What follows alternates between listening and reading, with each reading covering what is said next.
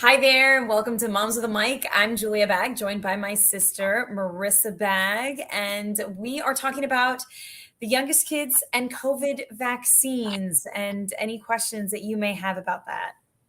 Yeah, we had a conversation a couple of weeks ago talking specifically about this just before the FDA and the CDC gave emergency use authorization for children 6 months to 5 years old for both the Pfizer and the Moderna COVID vaccines. So we just wanted to open this up again now that it's been a couple of weeks, kind of see where things are, where is the vaccine available here in Florida, for any parents who may be looking for those locations, and also wanted to be sure to give anybody an opportunity to directly ask a question to a pediatrician who will be joining us very shortly. And you can ask those questions in the comments. We're also going to be bringing along with us a parent who recently had her child vaccinated. So we have a lot to talk to all of you about today, and we're just excited for your engagement. Yeah, so I think let's go ahead and get started. Let's bring on our mom and let's chat about this. Hi there, Vivian. Hi. Thank you so much for joining us, Vivian. I know you live in kind of the Westchester area of Miami-Dade. Is that correct? Mm-hmm. Correct. And your son, Leo, was vaccinated, well, got his first dose of the Moderna vaccine, right, last Tuesday, am I right? Correct, yes, last Tuesday. Almost exactly, well, no, it was like at 3-ish, so I was about to say almost exactly at this time. Oh, wow. There he is. Well, there you go. Yeah. And tell us about that experience first, how you got the vaccine. I know you were one of the moms who was, pretty energized about getting him his first dose as soon as possible. So take us through, your journey. How did you get that appointment?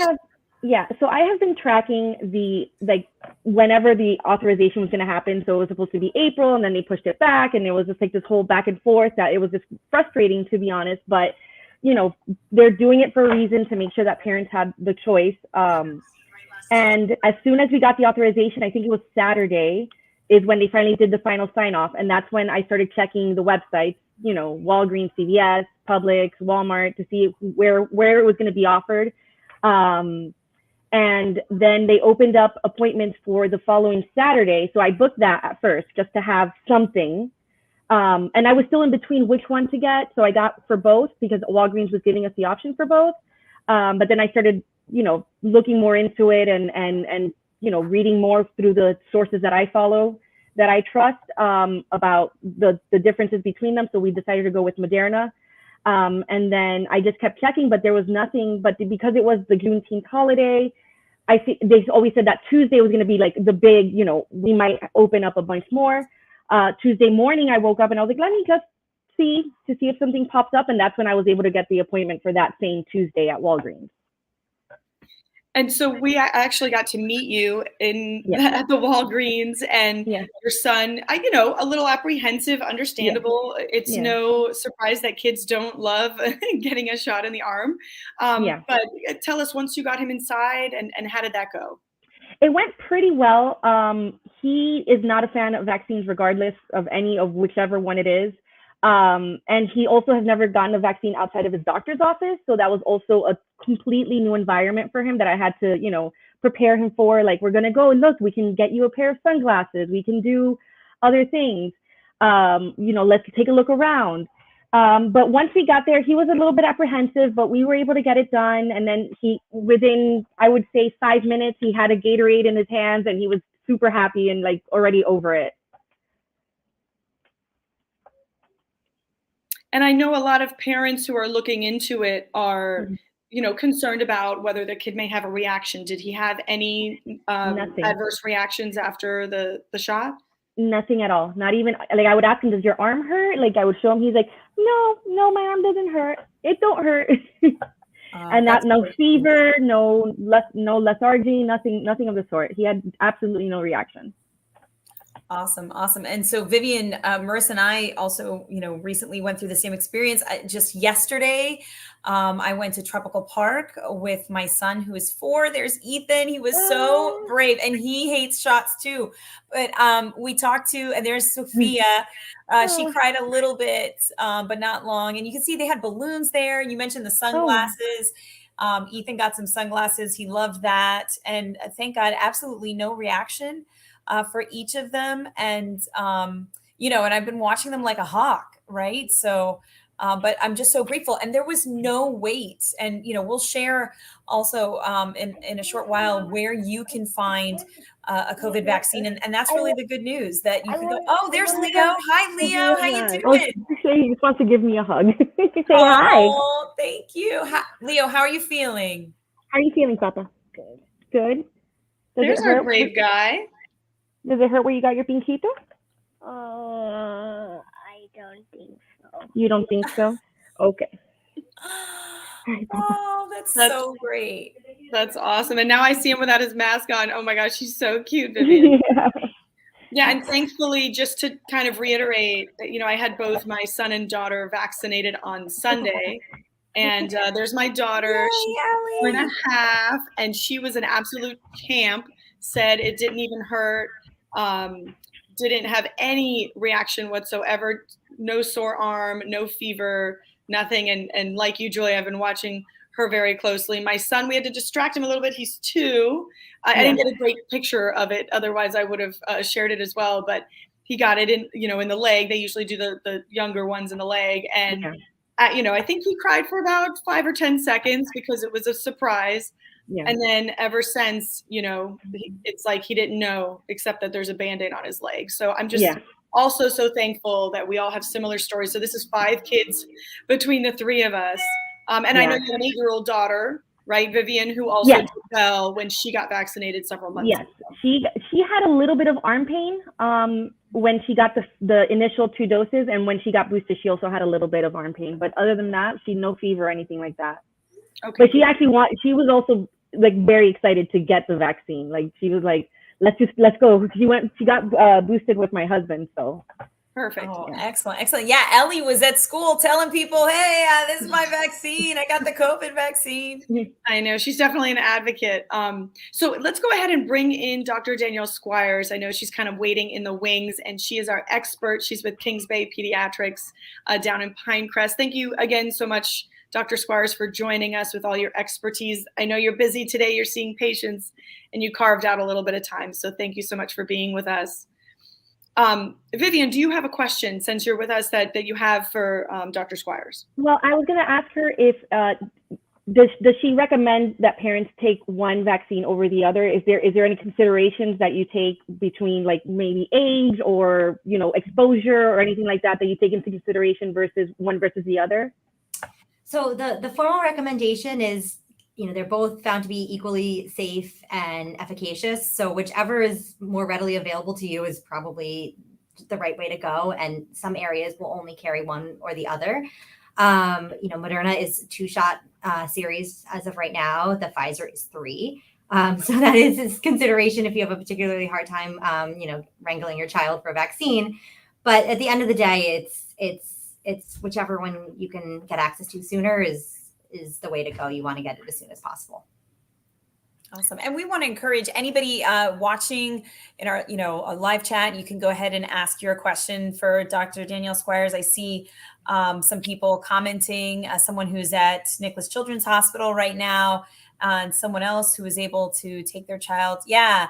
Talia, good for you. Would love to hear how it's going. And you can certainly ask your question in the comments if there's anything that's on your mind. And Dr. Squires, okay. Good afternoon. I actually vaccinated my daughter today at 9 a.m. She's 5, and I was a bit hesitant. She's doing good so far. Great to hear. Dr. Squires, what would you say to Danabelle and her daughter? I think that's wonderful. I think this is an important decision for parents to make. I understand that, with anything we do with our children, we want to research it. We want to feel comfortable. I encourage everybody to look at reputable sources when you do your research. So not just Google, the American Academy of Pediatrics, the CDC, and of course your pediatrician. Your pediatrician's a great resource. And if you are concerned or you have specific questions to your child, your pediatrician's the place to start. And awesome. Dr. Squires, it's probably, correct me if I'm wrong, but you all don't have the COVID vaccine for this age group in your office at this time, correct? Correct. We don't. There are some offices that probably will receive it, but it is a challenging vaccine in terms of storage and delivery. And so for the most part, locally, kids will be going to either the government sites, pharmacies, often Miami Children's. They've been vaccinating 5 and up. I'd imagine they're going to do the younger ones soon too. Perfect. Well, yeah, it was interesting. I noticed yesterday when Ethan and Sophia, my children, were vaccinated, we had to wait, and they kind of brought it out like in a mini cooler. So that just makes it hard? Is that different from the adult vaccines, or how different is that? It's not that it's different from the adult vaccines. It's that the vaccines themselves, there's a certain number of dosages in the vaccine. So whereas here it's a single-use vial for other shots. If you're getting a tetanus shot, it's a lot easier to just take that one out and administer it. In this case, if you open it, you end up giving a vaccine or two, and then maybe you don't have patients to give it to the remainder of the day, and then you waste a lot of it. So that's part of the consideration. So these vaccination clinics where you give lots of kids back to back is kind of the most streamlined way to give the vaccine. Gotcha. We do have another question, actually from one of our coworkers who's on maternity leave, Amanda Placencia. Thank you so much for joining us. So her daughter is going to be 6 months in 2 weeks. So she's not quite eligible, but almost. And she says, what's the process to get her the COVID vaccine through her pediatrician? Right. So call your pediatrician and see. Some offices may have it. If they do, by all means, definitely start there. If not, then I think you guys have a list of the resources available through the government sites. A lot of the pharmacies don't do under 3, so it would most likely be through the Miami-Dade sites. Also some of the public health centers, the pediatric mobile van, I believe, through the Children's Trust at Jackson has vaccines for the little ones as well. So let's go ahead and share some of that information right now. I know we can pull it up on the screen. And Dr. Squires, you shared this with me. This is where I was able to get my children vaccinated, was through these pediatric vaccine drives.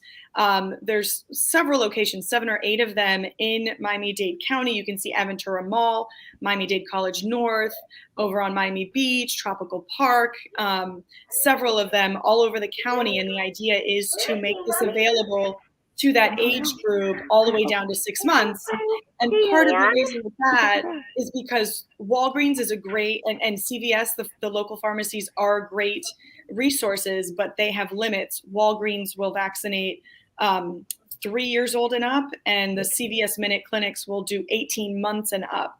So you still have that 6 months to 18 months that can't get them at the pharmacies. And that's part of the reason why Miami-Dade County is having these other locations available, so that you can take a child who's as young as 6 months. So Amanda, for you, this would be a great opportunity. I know you're kind of in South Broward.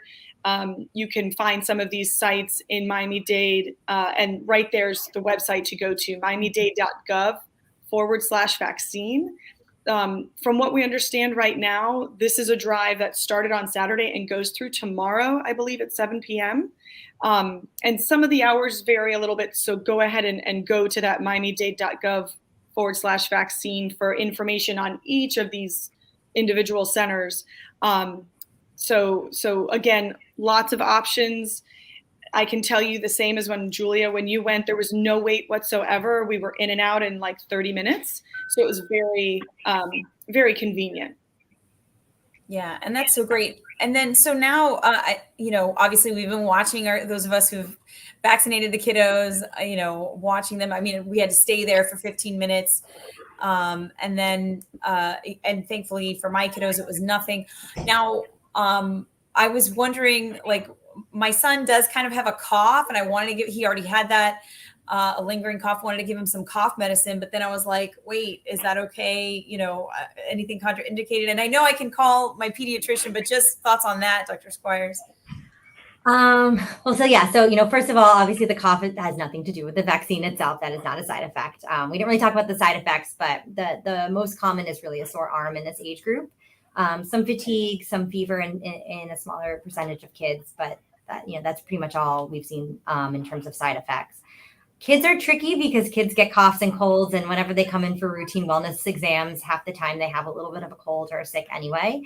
So it's usually a judgment call between, the physician and the parent to decide, when to vaccinate. But typically, the American Academy of Pediatrics still recommends vaccinating children if they only have mild symptoms. Yeah, and this is definitely just a lingering cough from a different cold, from a cold that had nothing to do with this. I want to definitely want to be clear about that. There's been a cold going around, like that's been just circulating over and over. I mean, and my kid will cough forever. Yeah. And Dr. Squires, while we're talking about this, just because I know I've been asked this by a parent, is if your child recently had COVID, is there a specific amount of time that you should wait before getting them their dose of the vaccine? Sure. So the recommendation is to wait until symptoms have resolved. So we're usually looking at like a 2-week span of time, and you can go ahead and vaccinate anytime after that. You do have some level of natural immunity, which probably lasts, 2-3 months, but nothing's guaranteed. And I will tell you, we're seeing lots of families in the office who maybe had COVID during the Omicron surge that are now getting it again. So I encourage parents, just because your child maybe recently had COVID in the last few months, to still go ahead and get vaccinated now. Okay. Wow. So you're seeing children who families had Omicron and now they're getting it again. Yes. With the post-Omicron variant. Wow. Okay. And I see we have another question, Marissa, if you want to.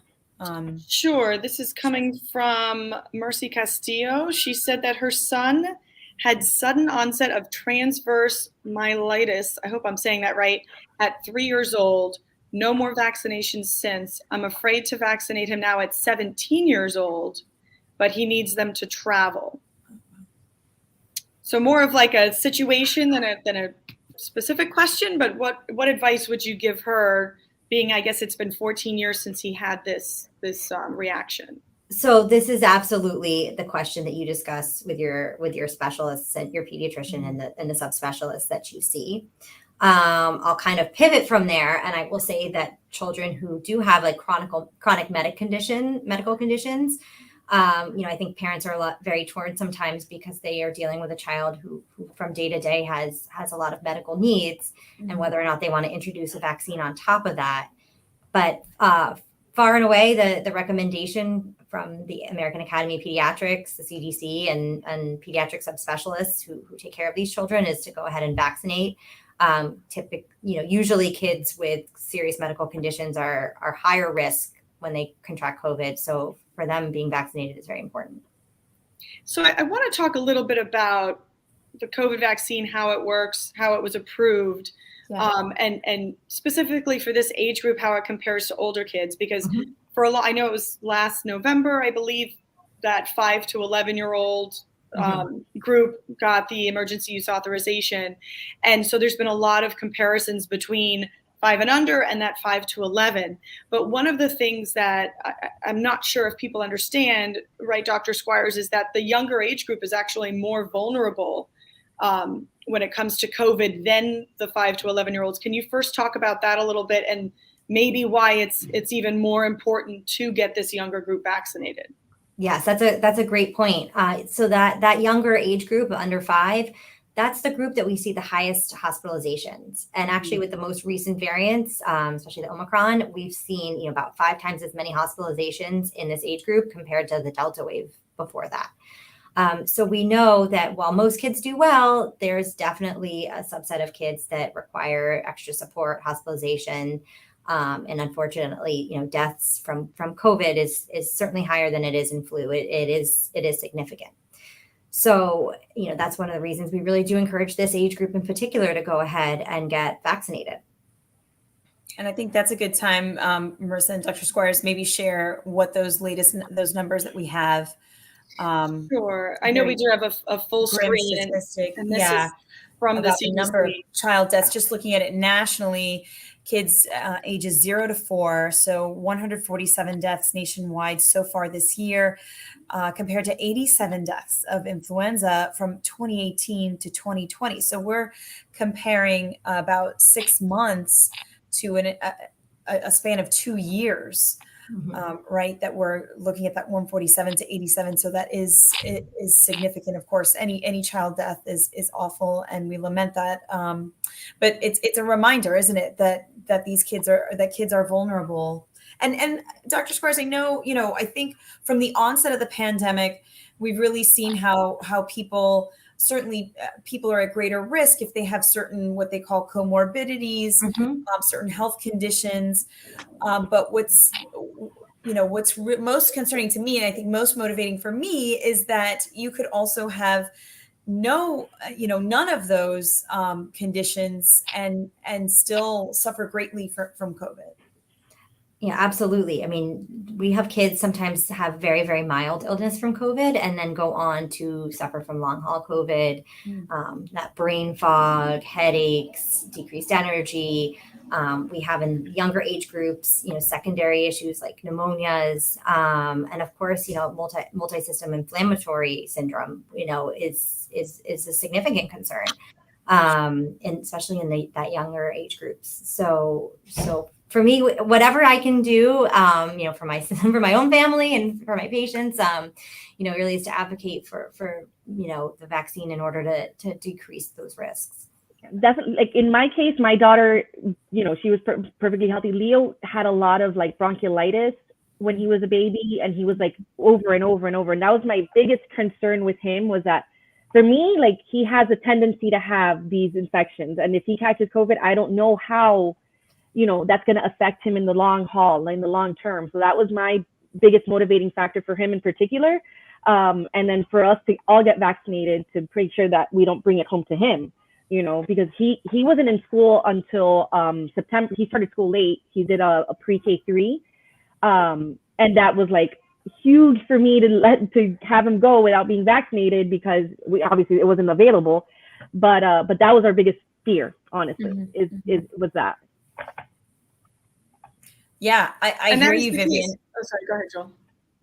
Sorry, Marissa. I think Marissa feels the same way. Like sending our kids every day, to daycare, and just wondering, what I'm sending him to a class of kids, entirely unvaccinated, because no vaccine is available for COVID for so long. And I'm just so grateful. We did have COVID over Christmas, and thankfully it was mild.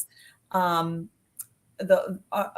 husband, my son, and my daughter, my infant daughter. But now it is such a sense of peace now, knowing, for plans for summer travels, and then for school in the fall, that we have at least, that we have this measure of protection.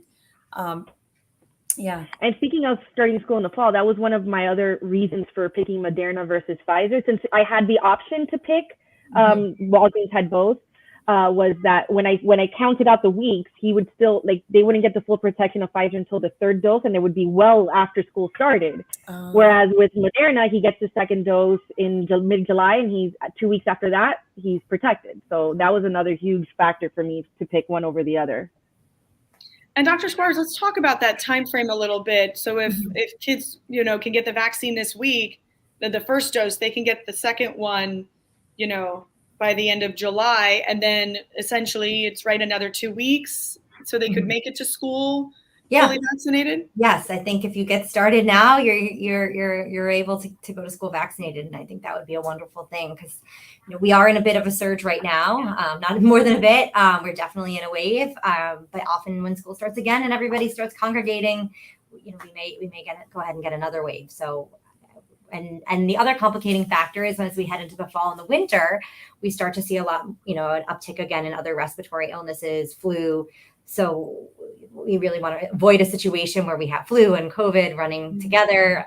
Last January, I had families, unfortunately suffer both at the same time. And that's, that is not an easy situation for anybody. And just to reiterate for anyone who's listening and still on the fence, can we talk a little bit about the approval process through the FDA and the CDC, and how overwhelming the green light was here among those agencies, and the American Academy of Pediatrics? Kind of talk about that and the backing for both the Pfizer and the Moderna. Well, I think, apparent concern, appropriate parent concern, really was a driving force between why this took at the time that it did. But when push comes to shove and all the data was presented, it was a unanimous vote from the FDA. And it's hard to get a unanimous vote on anything in this day and age. And the CDC and the AAP came right out in support. And I think it's important to remember as a parent, when you look at this vaccine and you feel that it's newer, which of course it is, as is COVID, we have great experience because we have millions upon millions of kids in just the age group above them in the 5 and up who've received this vaccine since the fall, and even more, in the teenage age group that have received it, plus all the parents and, really throughout the world. We've never seen this type of scale when it comes to a vaccine. So, we're pretty comfortable with the side effect profile. It's minimal. So, I think parents can really feel reassured that this has been studied and turned over by all the experts, and we're definitely ready to move forward with it already, and get our kids vaccinated so that we can, especially this age group. I think Vivian, as a mom in this age group, you can attest to this. We felt left behind. The rest of the world got vaccinated and were able to do more and take, feeling more comfortable taking on risk. And those of us with young children, a lot of us, felt that we still needed to continue to protect them, of course, as much as we can. So exactly. Sort of our opportunity now. Yeah, same here for sure. And I do want to remind anybody who has any questions, if you've got hesitancy, something you want to ask Dr. Danielle Squires about, you can in the chat or however you like. And Dr. Squires, what is it like when you hear from parents who are hesitant? Mm-hmm. What are their concerns, and what do you say to them, your own patients, parents? Sure. I think everybody's the main concern is the fact that it's a newer vaccine. But as I said before, it's a newer disease, and really long term, we don't know what implications the disease is going to have on our population going forward. But we have a lot of experience with vaccines, and this is an mRNA vaccine, so it's not exactly the same as the routine childhood vaccines, but it's a vaccine that's been around for decades, that's been well studied, and that's how we were able to kind of mobilize as quickly as we were when COVID first hit. So we like to talk a lot about what the side effects are, which again, mild symptoms, if any, sore arm, headache, fatigue, sometimes a fever, but they're really mild. The vaccine itself, should work its way out of your system within a few days. Side effects pass fairly quickly. And there's really no evidence of long-term complications, especially in this younger age group. Okay, so Vivian, are there any other questions that have come to your mind that you want to ask Dr. Squires? I'm trying to think of what parents in my position would want to know. I mostly, my biggest thing was giving parents, if they had the option of one or the other, but whatever you can get is fantastic. Is there anything that you would recommend beforehand? Do you recommend that they give Tylenol or some sort of ibuprofen beforehand? Because I know some parents like to do so to kind of take any side effects away. I didn't do it for my own, but I don't know if that's something that you would recommend. So generally the recommendation is actually not to do that with all vaccines. And it's really because we want the body to mount its immune response without blunting it. And then sure, if your child is complaining and their arm is sore, they get a little fever, then yes, you absolutely, can go ahead and treat it at that point. The other thing I just wanted to mention, because we were talking about the vaccine, was just dosing. I think parents don't always realize that the dosing really is tailored specifically to younger children, that it is smaller. It's really fractional of what adults receive. It's about 1/10 in the Pfizer and 1/4 in Moderna. So I think that's important to consider. So it really is tailored to kids. The other thing parents ask a lot is age-related questions. So, my child is 4, can I just give them the 5-year-old dosing? The answer is no. The answer is to give the dose for age. Unlike medications that we do dose by weight, this is not by weight. This is by age of the immune system, really. So you should go ahead and go with the correct age. Right. Well, thank you all so much. Dr. Squires, thanks again for that information. Vivian, thanks for sharing your concerns. It's been a pleasure. And man, I'm just feeling a lot of relief. Yeah. Yes. Yeah, to be here after waiting for so long and just to see the availability is is wonderful. I'm sure, Dr. Squires, that you you probably do a little dance as you walk out of the office, just knowing that at least we're at this point every day. So thanks again for joining us. It's wonderful to be able to ask you these questions on the fly as parents have them. So Yes. we also just want to thank everybody who joined us and watched online. We'll be posting this, so if you want to watch again, you can certainly do that. But again, special thanks both to Vivian and Dr. Squires for being with us today. Thank you. Yes. And to our producers, thank you. Gabby, thank you. Daniela, we appreciate you guys so much. All right. Thanks, everybody. Thanks for watching Moms with a Mic.